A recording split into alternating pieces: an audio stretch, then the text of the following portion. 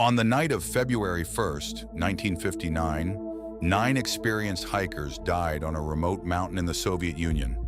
Their tent had been torn open from the inside.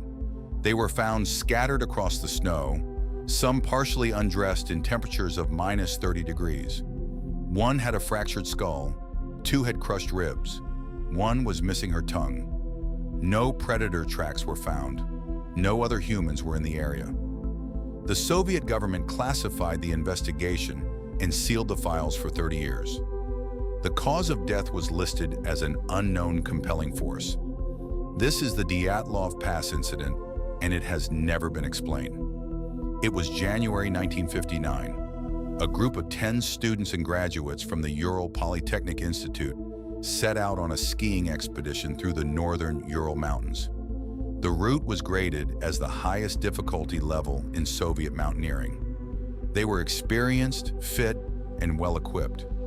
Their leader was 23-year-old Igor Dyatlov, skilled, respected, and meticulous in his planning. One member turned back early due to illness. The remaining 9 pressed on. They were never seen alive again. On the night of February 1st, somewhere on the slope of a mountain the local Mansi people called Kolatsiakal, the Dead Mountain, something went wrong. The group cut their tent open from the inside and fled into the darkness. They had no shoes. Some had no coats. The temperature outside was minus 30 degrees Celsius with severe winds. Whatever they were running from, they ran toward the tree line, nearly a kilometer away, in the dark, in the cold, without looking back. Rescuers found the tent first. It was partially buried in snow, slashed open from the inside. Most of the group's belongings still inside. Food, shoes, warm clothing. Then they found the bodies. 2 were near the tree line, frozen in position near the remains of a small fire. They had torn strips from their own clothing to try to stay warm. 3 more were found between the tree line and the tent, seemingly trying to return. The last 4 were not found until May, buried under 4 meters of snow in a ravine. It was the final 4 that made investigators certain this was no ordinary accident. 2 had fractured ribs so severe they could only have been caused by a force comparable to a car crash, but with no external bruising, suggesting the trauma came from a massive pressure wave rather than a physical blow. 1 had a fractured skull, and 1, Lyudmila Dubinina, was missing her tongue, her eyes, and her lips. The soft tissue had been removed with surgical precision. No predator could have done it without leaving tracks.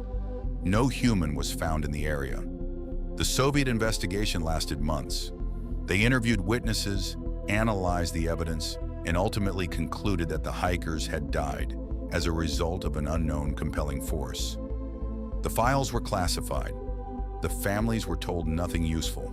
The case was closed. For decades, theories multiplied. An avalanche, but the slope angle was wrong and there was no avalanche debris. A military weapons test. The Soviet government was active in the area. Infrasound, a natural phenomenon that can cause panic and hallucinations. A Yeti, taken seriously enough to be included in official Soviet documentation. Indigenous Mansi tribesmen, investigated and cleared. In 2019, the Russian government officially reopened the case and concluded it was an avalanche. The families and investigators rejected the conclusion immediately. What we know is this: 9 experienced hikers fled their tent in the middle of the night in extreme cold without shoes or coats. Some suffered injuries consistent with enormous physical force with no external cause. 1 was found with soft tissue surgically removed. The Soviet government classified the files and gave no explanation.